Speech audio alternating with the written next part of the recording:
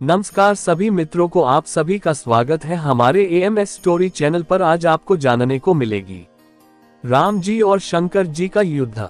ऐसे ही और भी रोचक कहानी सुनने के लिए हमारे इस चैनल को सब्सक्राइब जरूर करें। लिए शुरू करते हैं महादेव की रोचक भरी कहानी एवं नए नए रहस्य। बात उन दिनों की है जब श्री राम का अश्वमेध यज्ञ चल रहा था। श्री राम के अनुज शत्रुघ्न के नेतृत्व में असंख्य वीरों की सेना सारे प्रदेश को विजित करती जा रही थी। यज्ञ का अश्व प्रदेश प्रदेश जा रहा था। इस क्रम में कई राजाओं के द्वारा यज्ञ का घोड़ा पकड़ा गया, लेकिन अयोध्या की सेना के आगे उन्हें झुकना पड़ा। शत्रुघ्न के अलावा सेना में हनुमान, सुग्रीव और भरत पुत्र पुष्कल सहित कई महारथी उपस्थित थे, जिन्हें जीतना देवताओं के लिए भी संभव नहीं था। कई जगह भ्रमण करने के बाद यज्ञ का घोड़ा देवपुर पहुंचा, जहां राजा वीरमणि का राज्य था। राजा वीरमणि अति धर्मनिष्ठ तथा श्रीराम एवं महादेव के अनन्य भक्त थे। उनके दो पुत्र रुक्मांगद और शुभंगद वीरों में श्रेष्ठ थे। राजा वीरमणि के भाई वीर सिंह भी एक महारथी थे। राजा वीरमणि ने भगवान शंकर की तपस्या कर उन्हें प्रसन्न किया था और महादेव ने उन्हें उनकी और उनके पूरे राज्य की रक्षा का वरदान दिया था। महादेव के द्वारा रक्षित होने के कारण कोई भी उनके राज्य पर आक्रमण करने का साहस नहीं करता था।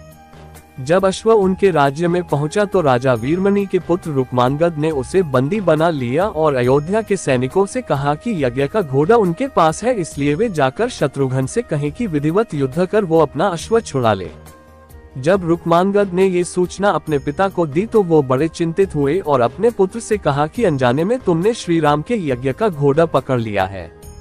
श्री राम हमारे मित्र हैं और उनसे शत्रुता करने का कोई औचित्य नहीं है, इसलिए तुम यज्ञ का घोड़ा वापस लौटाओ। इस पर रुक्मांगद ने कहा कि हे पिताश्री, मैंने तो उन्हें युद्ध की चुनौती भी दे दी है, अतः अब उन्हें बिना युद्ध के अश्व लौटना हमारा और उनका दोनों का अपमान होगा। अब तो जो हो गया है उससे बदला नहीं जा सकता, इसलिए आप मुझे युद्ध की आज्ञा दें। पुत्र की बात सुनकर वीरमणि ने उसे सेना सुसज्जित करने की आज्ञा दे दी। राजा वीरमणि अपने भाई वीर सिंह और अपने दोनों पुत्र रुक्मांगद और शुभांगद के साथ विशाल सेना लेकर युद्ध क्षेत्र में आ गए। इधर जब शत्रुघ्न को सूचना मिली कि उनके यज्ञ का घोड़ा बंदी बना लिया गया है तो वो बहुत क्रोधित हुए एवं अपनी पूरी सेना के साथ युद्ध के लिए युद्ध क्षेत्र में आ गए। उन्होंने पूछा कि उनकी सेना से कौन अश्व को छुड़ाएगा, तो भरत पुत्र पुष्कल ने कहा कि तातश्री, आप चिंता न करें। आपके आशीर्वाद और श्रीराम के प्रताप से मैं आज ही इन सभी योद्धाओं को मारकर अश्व को मुक्त करता हूँ। वे दोनों इस प्रकार बात कर रहे थे कि पवनसुत हनुमान ने कहा कि राजा वीरमणि के राज्य पर आक्रमण करना स्वयं पर ब्रह्मा के लिए भी कठिन है, क्योंकि ये नगरी महा का रक्षित है। अतः उचित यही होगा कि पहले हमें बातचीत द्वारा राजा वीरमणि को समझाना चाहिए और अगर हम न समझा पाए तो हमें श्रीराम को सूचित करना चाहिए। राजा वीरमणि श्रीराम का बहुत आदर करते हैं, इसलिए वे उनकी बात नहीं टाल पाएंगे। हनुमान की बात सुनकर श्री शत्रुघ्न बोले कि हमारे रहते अगर श्रीराम को युद्ध भूमि में आना पड़े, ये हमारे लिए अत्यंत लज्जा की बात है। अब जो भी हो हमें युद्ध तो करना ही पड़ेगा। ये कहकर वे सेना सहित युद्ध भूमि में पहुंच गए। भयानक युद्ध छिड़ गया। भरत पुत्र पुष्कल सीधा जाकर राजा वीरमणि से भिड़ गया। दोनों अतुलनीय वीर थे। वे दोनों तरह तरह के शस्त्रों का प्रयोग करते हुए युद्ध करने लगे। हनुमान राजा वीरमणि के भाई महापराक्रमी वीर सिंह से युद्ध करने लगे। रुक्मांगद और शुभांगद ने शत्रुघ्न पर धावा बोल दिया। पुष्कल और वीरमणि में बड़ा घमासान युद्ध हुआ।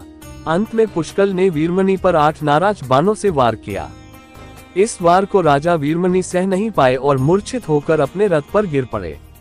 वीर सिंह ने हनुमान पर कई अस्त्रों का प्रयोग किया, पर उन्हें कोई हानि न पहुंचा सके। हनुमान ने एक विकट पेड़ से वीर सिंह पर वार किया, इससे वीर सिंह रक्तबमन करते हुए मूर्छित हो गए। उधर श्री शत्रुघ्न और राजा वीरमणि के पुत्रों में असाधारण युद्ध चल रहा था। अंत में कोई चारा न देखकर शत्रुघ्न ने दोनों भाइयों को नागपाश में बांध लिया। अपनी विजय देखकर शत्रुघ्न की सेना के सभी वीर सिंहनाद करने लगे। उधर राजा वीरमणि की मूर्छा दूर हुई तो देखा कि उनकी सेना हार के कगार पर है। ये देख उन्होंने भगवान रुद्र का स्मरण किया। महादेव ने अपने भक्त को मुसीबत में जानकर वीरभद्र के नेतृत्व में नंदी, भरिंगी सहित सारे गणों को युद्ध क्षेत्र में भेज दिया। महाकाल के सारे अनुचर उनकी जय जयकार करते हुए अयोध्या की सेना पर टूट पड़े। शत्रुघ्न, हनुमान और सारे लोगों को लगा कि जैसे प्रलय आ गया हो। जब उन्होंने भयानक मुख वाले रुद्रावतार वीरभद्र, नंदी, भृंगी सहित महादेव की सेना देखी तो सारे सैनिक भय से कांप उठे। शत्रुघ्न ने हनुमान से कहा कि जिस वीरभद्र ने बात ही बात में दक्ष प्रजापति का मस्तक काट डाला था और जो तेज और समता में स्वयं महाकाल के समान है, उसे युद्ध में कैसे हराया जा सकता है। ये सुनकर पुष्कल ने कहा कि हे तातश्री, आप दुखी मत हो। अब तो जो भी हो, हमें युद्ध तो करना ही पड़ेगा। ये कहता हुए पुष्कल वीरभद्र से, हनुमान नंदी से और शत्रुघ्न भृंगी से जा भिड़े। पुष्कल ने अपने सारे दिव्यास्त्रों का प्रयोग वीरभद्र पर कर दिया, लेकिन वीरभद्र ने बात ही बात में उसे काट दिया। उन्होंने पुष्कल से कहा कि हे बालक, अभी तुम्हारी आयु मृत्यु को प्राप्त होने की नहीं हुई है, इसलिए युद्ध क्षेत्र से हट जाओ। उसी समय पुष्कल ने वीरभद्र पर शक्ति से प्रहार किया, जो सीधे उनके मर्मस्थान पर जाकर लगा। इसके बाद वीरभद्र ने क्रोध से थर्राते हुए एक त्रिशूल से पुष्कल का मस्तक काट लिया और भयानक सिंहनाद किया। उधर भृंगी आदि गणों ने शत्रुघ्न पर भयानक आक्रमण कर दिया। अंत में भृंगी ने महादेव के दिए पाश में शत्रुघ्न को बांध दिया। हनुमान अपनी पूरी शक्ति से नंदी से युद्ध कर रहे थे। उन दोनों ने ऐसा युद्ध किया जैसा पहले किसी ने नहीं किया था। दोनों श्रीराम के भक्त थे और महादेव के तेज से उत्पन्न हुए थे। काप लड़ने के बाद कोई और उपाय न देखकर नंदी ने का प्रयोग कर हनुमान को पराभूत कर दिया। अयोध्या के सेना की हार देखकर राजा वीरमणि की सेना में जबरदस्त उत्साह आ गया और वे बाकी बचे सैनिकों पर टूट पड़े। ये देखकर हनुमान ने शत्रुघ्न से कहा कि मैंने आपसे पहले ही कहा था कि ये नगरी महाकाल द्वारा रक्षित है, लेकिन आपने मेरी बात नहीं मानी। अब इस संकट से बचाव का एक ही उपाय है कि हम सब श्रीराम को याद करें। ऐसा सुनते ही सारे सैनिक शत्रुघ्न, पुष्कल एवं हनुमान सहित श्रीराम को याद करने लगे। अपने भक्तों की पुकार सुनकर श्रीराम तत्काल ही लक्ष्मण और भरत के साथ वहां आ गए। अपने प्रभु को आया देख सभी हर्षित हो गए एवं सबको ये विश्वास हो गया कि अब हमारी विजय निश्चित है। श्रीराम के आने पर जैसे पूरी सेना में प्राण का संचार हो गया। श्रीराम ने सबसे पहले शत्रुघ्न को मुक्त कराया और उधर लक्ष्मण ने हनुमान को मुक्त करा दिया। जब श्रीराम, लक्ष्मण और भरत ने देखा कि पुष्कल मृत्यु को प्राप्त हो चुके हैं तो उन्हें बड़ा दुख हुआ। भरत तो शोक में मूर्छित हो गए। श्रीराम ने क्रोध में आकर वीरभद्र से कहा कि तुमने जिस प्रकार पुष्कल का वध किया है, उसी प्रकार अब अपने जीवन का भी अंत समझो। ऐसा कहते हुए श्रीराम ने सारी सेना के साथ शिवगणों पर धावा बोल दिया। जल्द ही उन्हें ये पता चल गया कि शिवगणों पर साधारण अस्त्र बेकार है, इसलिए उन्होंने महर्षि विश्वामित्र द्वारा प्रदान किए दिव्यास्त्रों से वीरभद्र और नंदी सहित सारी सेना को विदीर्ण कर दिया। श्रीराम के प्रताप से पार न पाते हुए सारे गणों ने एक स्वर में महादेव का आल करना शुरू कर दिया। जब महादेव ने देखा कि उन बड़े कष्ट में है तो वे स्वयं युद्ध क्षेत्र में प्रकट हुए। इस अद्भुत दृश्य को देखने के लिए परमपिता ब्रह्मा सहित सारे देवता आकाश में स्थित हो गए। जब महाकाल ने युद्ध क्षेत्र में प्रवेश किया तो उनके तेज से श्रीराम की सारी सेना मूर्छित हो गई। जब श्रीराम ने देखा कि स्वयं महादेव रण क्षेत्र में आए हैं तो उन्होंने शस्त्र का त्याग कर भगवान रुद्र को दंडवत प्रणाम किया एवं उनकी स्तुति की। उन्होंने महाकाल की स्तुति करते हुए कहा कि हे सारे ब्रह्मांड के स्वामी, आपके ही प्रताप से मैंने महापराक्रमी रावण का वध किया। आप स्वयं ज्योतिर्लिंग में रामेश्वरम में पधारे। हमारा जो भी बल है वो भी आपके आशीर्वाद के फलस्वरूप ही है। ये जो अश्वमेघ यज्ञ मैंने किया है वो भी आपकी ही इच्छा से ही हो रहा है, इसलिए हम पर कृपा करें और इस युद्ध का अंत करें।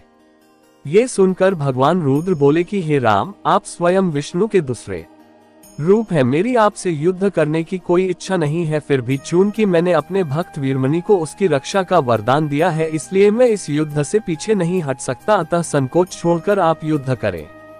श्रीराम ने इसे महाकाल की आज्ञा मानकर युद्ध करना शुरू किया। दोनों में महान युद्ध छिड़ गया, जिसे देखने देवता लोग आकाश में स्थित हो गए। श्रीराम ने अपने सारे दिव्यास्त्रों का प्रयोग महाकाल पर कर दिया, पर उन्हें संतुष्ट नहीं कर सके।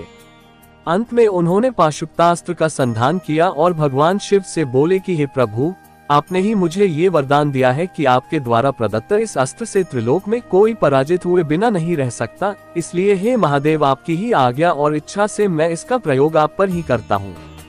ये कहते हुए श्रीराम ने वो महान दिव्यास्त्र भगवान शिव पर चला दिया। वो अस्त्र सीधा महादेव के हृदय स्थल में समा गया और भगवान रुद्र इससे संतुष्ट हो गए।